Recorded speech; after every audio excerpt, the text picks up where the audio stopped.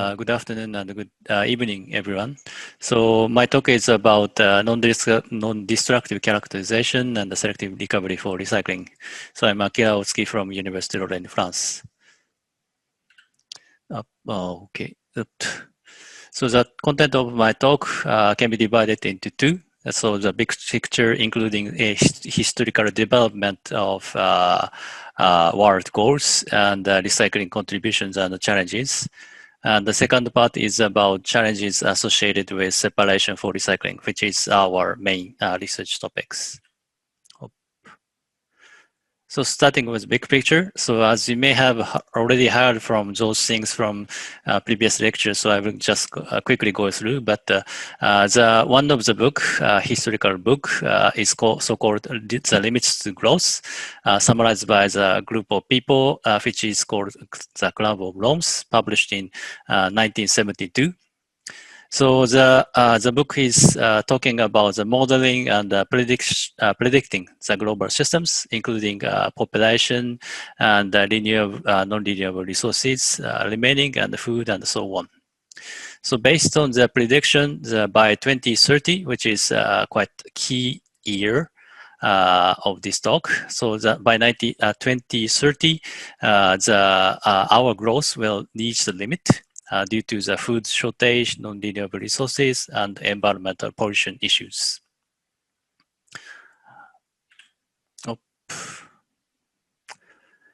So another key concept, which is called sustainable development. Nowadays, everyone knows about this concept, which is originally proposed and defined by United Nations in our common future.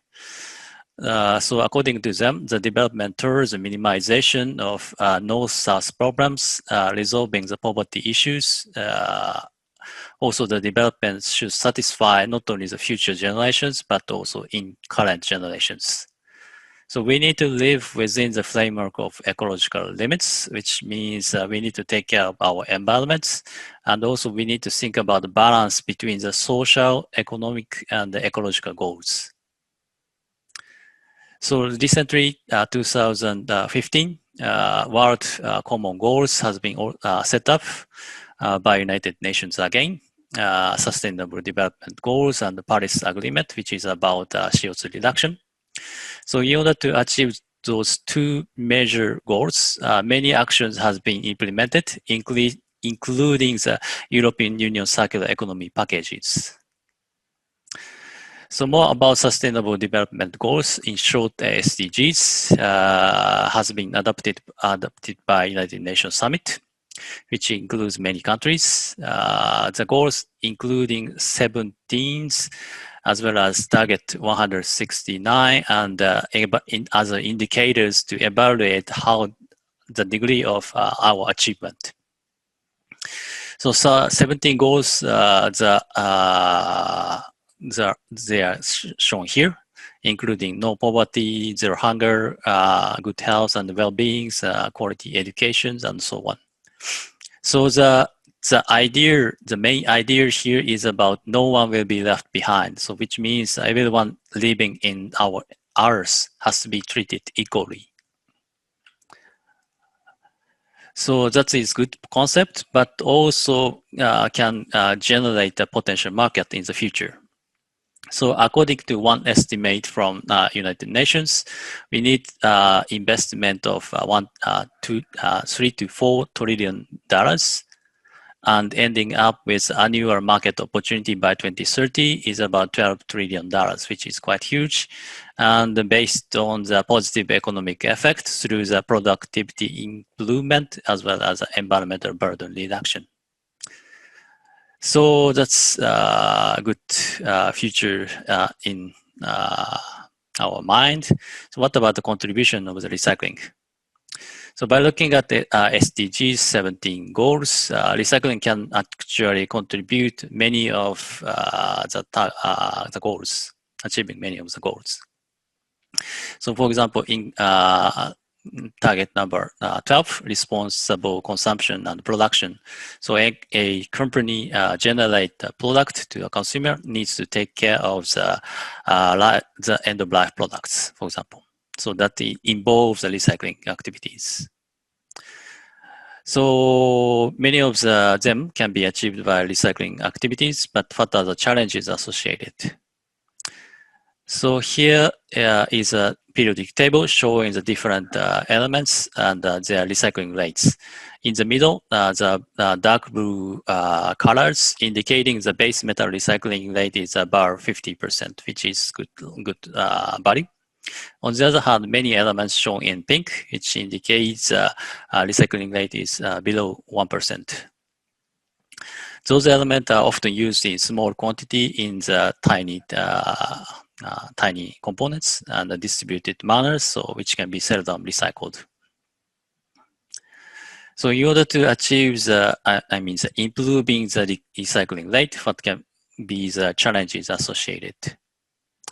So here is another table showing the different elements and the technological needs, indicating the different degree. So if you have the yellow dots, means technology existing but the improvement requires. The red dot means technology not existing but the improvement required. So as you see here, we have a lot of red dots, which means a lot of technological developments are needed. So from our perspective of separation and selective material recovery, we can categorize those technological development into three. So sorting, separation, concentration, as well as final recovery can be associated with separation. Liberation, which means, for example, metallic particle free from non-metallic particle. And the final recovery is a combination of good recovery and good liberation and separation, which means liberation is also important. Looking at identifying metal containing components, which means characterization. So we need to have the good combination of liberation and separation, as well as a characterization. So to sum up, we have the three components: separation, liberation, and characterization should work synergistically towards a good material recovery, metal recovery.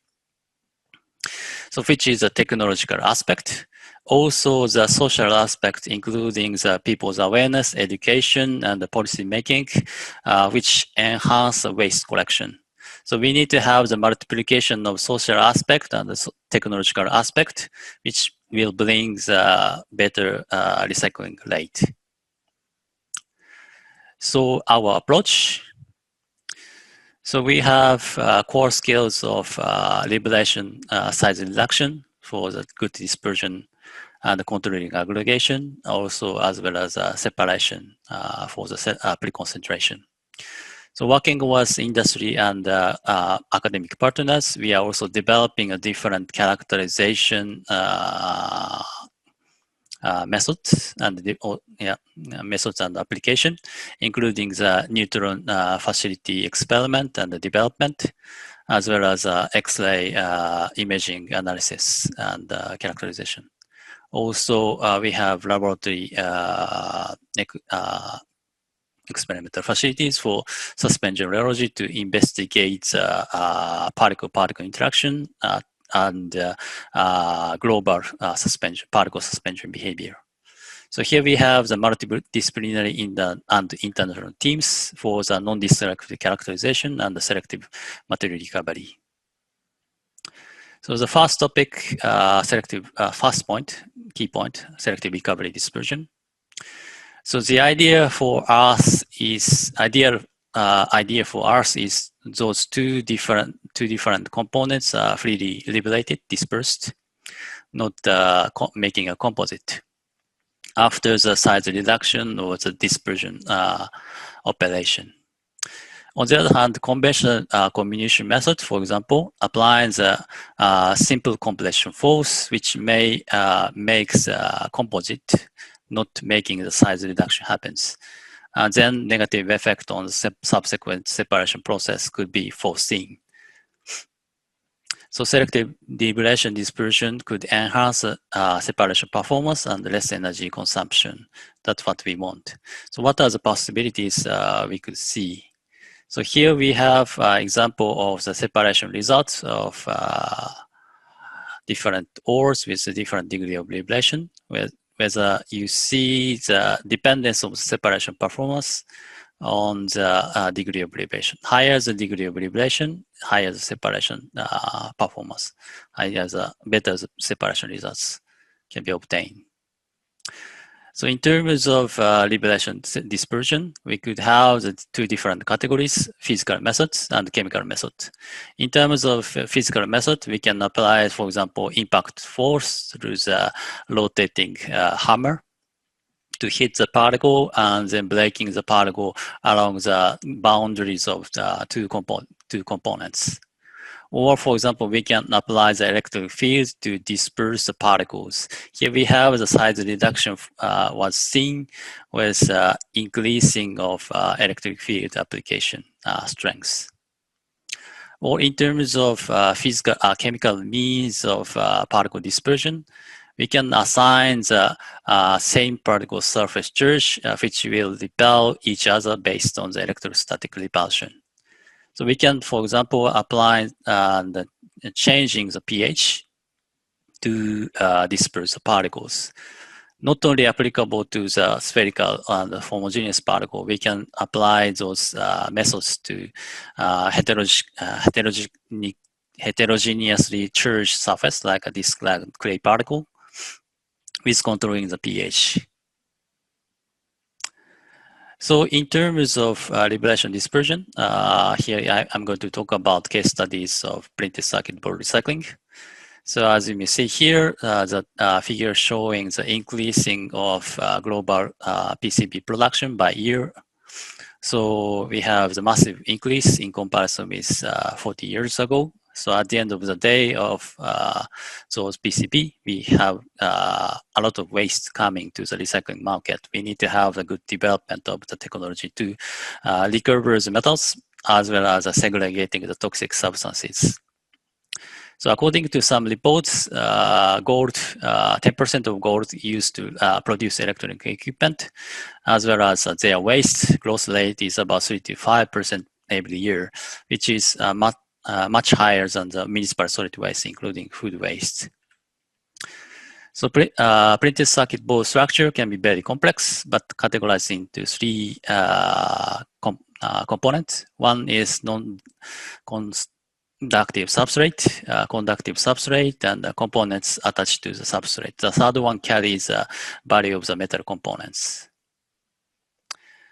In terms of chemical composition, which explaining the value of recycling of PCB, so 30% about metal, 20% of plastics.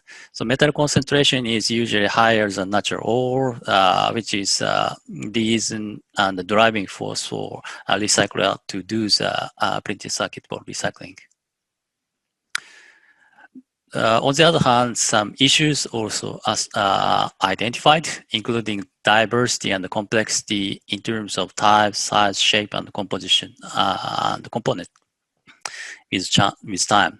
With newer generation of printed circuit board, many things changed and components are smaller and smaller and carrying the less metallic contents. So difficult to obtain a stable material composition. The second part is about presence of plastics, ceramics, and metals in complex manner, as you see in the previous slide. So difficult to liberate and separate metallic components from the printed circuit board. So that can be associated with issues and challenges in liberation and size reduction. So here we have the application of compression force through the conventional rod mill. Here we have no size reduction happened. On the other hand, if we apply the impact force through the hammer milling, we could see the size reduction. Here we have the product of hammer mill. So size reduction happened, but what about selective metal recovery and liberation? So I'm going to talk more about liberation here. So the term so-called degree of liberation is about among the particle containing targets, how many or how much of them is free from non-variable components. So there are two major methods, including area counting and particle counting. So I'm going to talk particle counting in the following information. So we have one particle dominated 100% by target component out of 3 particle carrying the target component. So in this case, degree of liberation is about 33%. So we develop degree of liberation and the liberation analysis. Some of them are introduced here. And today I'm going to talk about the comparison between the optical microscope, XRF mapping, and the X-ray CT. So to start with XRF mapping, we have the different element contribution, distribution and concentration can be seen here. So for example, copper and bromium, for example. By looking at bromium content, which is used in flame retardant, we can see the producer's intention to prevent the propagation of accidental combustion, fire hazard, on a area of printed circuit board. If you have the flame retardant assigned here, the propagation of fire hazard can be prevented, not going towards the other area of the printed circuit board. So we can see this kind of elemental distribution and the concentration by XRF elemental mapping. So in terms of degree of liberation, we have used 3 different methods, optical microscope and X-ray CT, to develop degree of liberation determination methods. So the top one is optical microscopic image and how we assign the dots to indicate different categories of particles, liberated metal, non-liberated metals, which kind of metals, copper or aluminum, for example.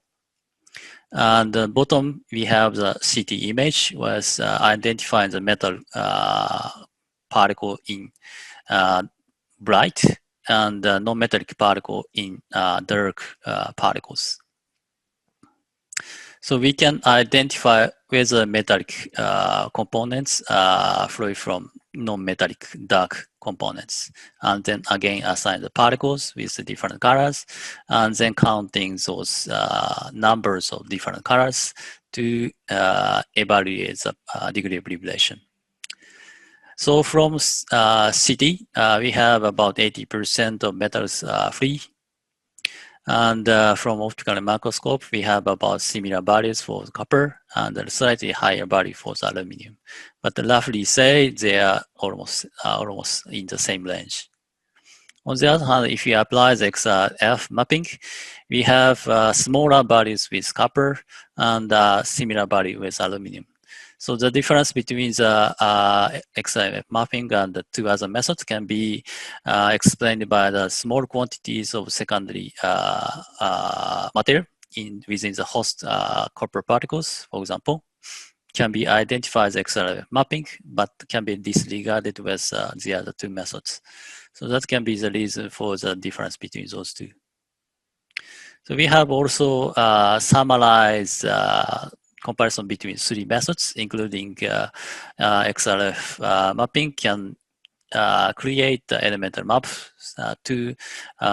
for us to see the elemental distribution and concentration and the nature of those behavior. On the other hand, it is difficult to detect light elements, for example, lithium, carbon, and so on. So which cannot be used for identification of plastics. Optical microscope allow us to access the full color range, which allow us to help us to identify the different components in the printed circuit board. On the other hand, optical microscope results could depend on the operator's skills and knowledge about the sample. So we need to have the good information about samples and having the good skills before starting the operation and the image analysis.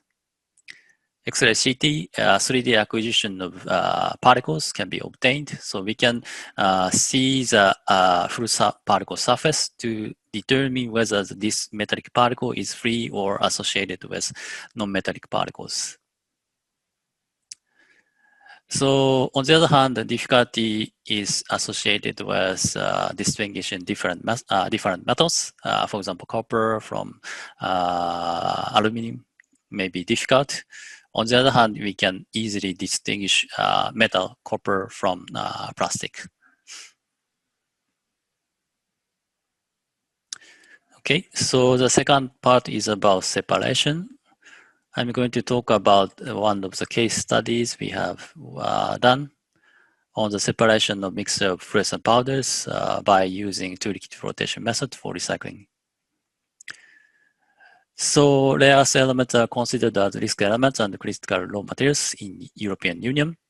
On the other hand, fluorescent lamps using those rare earth powders consumed a lot in the world and increasing still.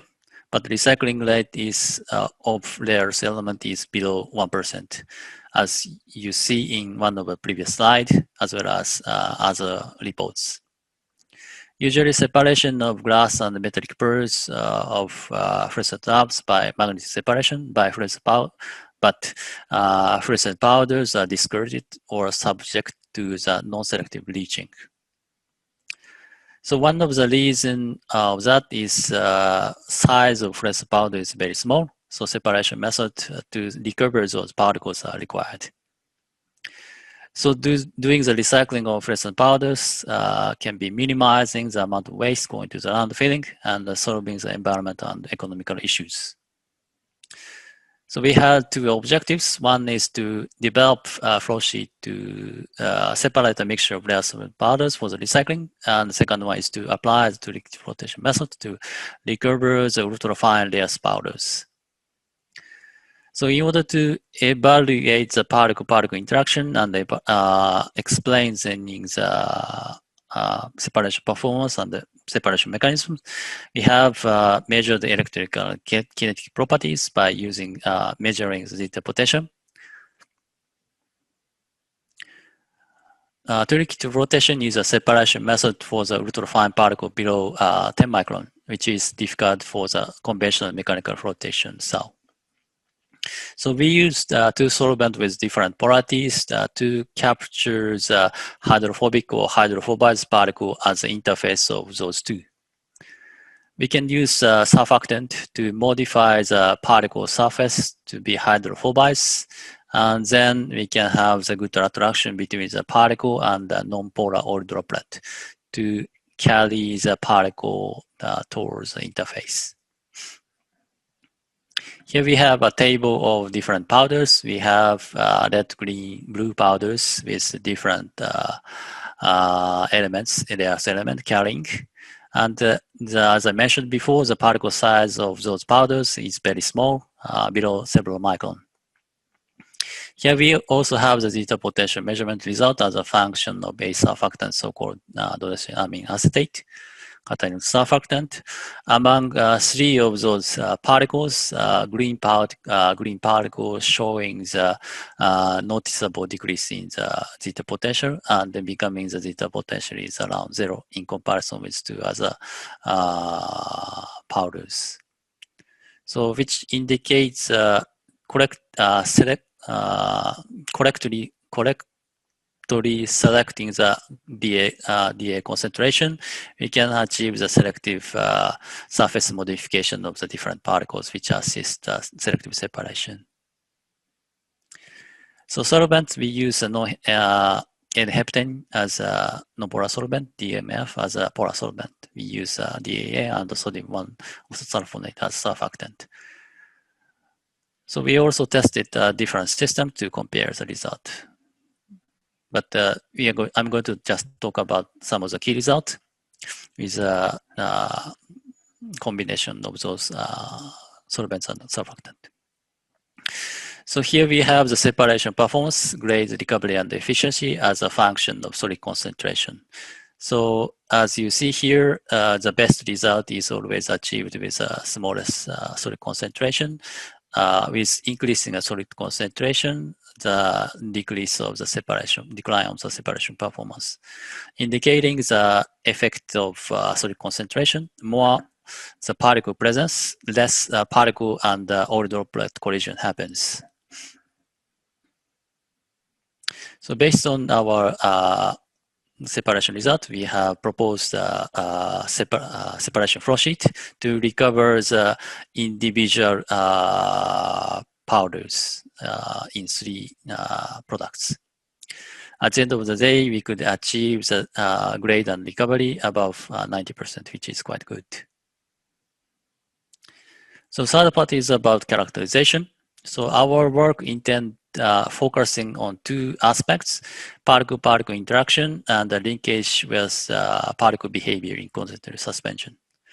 So particle-particle interaction can be evaluated through global suspension rheology, Zeta potential and particle size measurement, which allow us to do the theoretical calculation based on the colloidal DLBO theory. And also we have been working on the methodological development, characterization for the methodological development, including a neutron facilities experiment. So for the leakage fundamental point of view, we can study the particle dispersion aggregation. In the applied point of view, we can link with separation performance, including flotation separation results. So some of the examples listed here. So we have studied particle-particle interaction in the bentonite clay and the other particle system. In terms of in the use of surface Zeta potential measurement, as well as potential calculation to evaluate the interaction between the clay and other mineral particle in the presence of different combination of different minerals, and as well as changing the chemical environment. So second one is about the again clay particle suspension and the different chemical environments to manipulate the interaction between clay particles. So having the attractive interaction between the clay particles, the suspension doesn't flow homogeneously, which can be detected by the magnetic resonance imaging velocimetry, as shown schematic here. The velocity as a function of the distance from the agitator, which can be significantly different and then discontinuous in comparison with less particle interaction, less attractive interaction, or the, let's say, the more particle repulsive situation. We can have more homogeneous particle suspension agitation behavior. Oops, sorry. So third one is about the development of new characterization method for the multiple concentrated suspension through the neutron scattering methods. So the problem here can be associated with multiple scattering for the many particle system. So in order to overcome the problem, we have developed and tested the method for the contrast, so-called contrast variation, with changing the H2O D2O ratio to minimize the multiple scattering effect and try and successfully extract the information about scattering to investigate the particle size and particle form and so on. So not only the conventional cuvette for the neutron scattering, but also we have applied the shear cell measurement, also confirmed the rheological measurement together with neutron scattering measurement. Also accepting, our methodology is usable for this combination. So do I still continue, or should I stop? It's up to you, Professor. So you can continue. Okay, then maybe I can continue. Just let me know when I have to stop. So today I'm going to talk about one of the case study for the rheological measurement for the different mineral mixture system to evaluate the particle dispersion aggregation affected by the solid concentration and the pH of the suspension. So the problems and challenges, selective separation, as I mentioned in the introduction, has to be can be affected by the particle-particle interaction. So we have to have the good dispersion of the different particles to selectively recover the particle carrying the metal components, for example. So on the other hand, in terms of characterization, often requires a dilute suspension, which means a very small amount of particles in the system, including size measurement, turbidity measurement, force measurement, and so on. So in this study, we apply the global suspension rheological measurement to evaluate the particle-particle interaction in many particles present in the system. Also, multi-particle system has been rarely studied. So we studied two mineral system in the rheological measurement. So in this study, we had two objectives. One is to investigate the particle-particle interaction through the rheological measurement. The second one is to explain the particle-particle interaction by electrokinetic behavior, I mean the zeta potential measurement. So here we have prepared two different systems, single mirror system and two mirror system. So mixing the particle in the water and then adjusting a pH and then agitating 30 minutes or more, and then measure the rheology or the zeta potential. As I mentioned before, we have studied nickel oxide, quartz, and hematite and their mixture to model the nickel laterite ore, which is quite important in natural ore beneficiation nowadays. So here we have the zeta potential measurement machine and the rheological measurement machine is seen. So we have the result of zeta potential of the single measurement, single particle and the two mirror mixture system. So single mineral system, nickel oxide is always positive. Hematite is zeta potential becoming negative above pH 5, 6. Quartz always negatively charged. In terms of the mixture, nickel oxide hematite shown in red line, nicely sitting in the middle of nickel oxide and hematite, which means heterocoagulation of those two particles is nicely mixing. On the other hand, if you look at the nickel oxide quartz mixture zeta potential, shown in blue, is closer to the zeta potential of nickel oxide, which is indicating the zeta potential is dominated by the nickel oxide zeta potential, meaning the nickel oxide is more on the surface of the heterocoagulation between the silicon dioxide quartz. So in terms of the rheological measurement, here we have the shear yield stress indicating the degree of particle-particle interaction.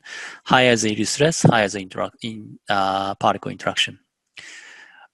Measured the function of different solid concentration from 5 to 10, the function of pH. So as you see here, higher the solid concentration and the higher the pH, increasing the yield stress, increasing the particle-particle interaction. So for pH 10 having the high interaction, which means which can be explained by the smaller the magnitude of zeta potential, higher the domination of van der Waals attraction between the particles. So two mineral system, we have the nickel oxide quartz, nickel oxide hematite showing the similar behavior. So increasing the solid concentration from 5 to 10, increasing pH to 10, we have the higher yield stress. In comparison with a two mineral system and a single mineral nickel oxide system, you have the higher shear stress, higher than 5 times than the single mineral system at pH 10 and 10 volume percent. Here we have about 4 and above 25 to 28 in the two mineral systems, indicating the heterocoagulation is affecting the suspension rheology. So higher you have the composite of different materials having the higher interaction between the two particles, including improving the suspension rheology is more, let's say, viscous. So we also study the origin of particle interactions for the two mineral systems. So here we have a schematic showing the result of a plot of shear E stress as a function of square zeta potential.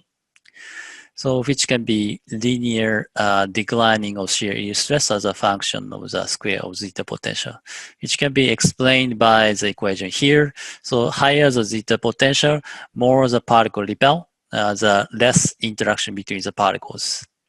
But what if you have the no zeta potential, no close to the zero of the zeta potential, higher the domination of the van der Waals attraction force, which increase zeta potential.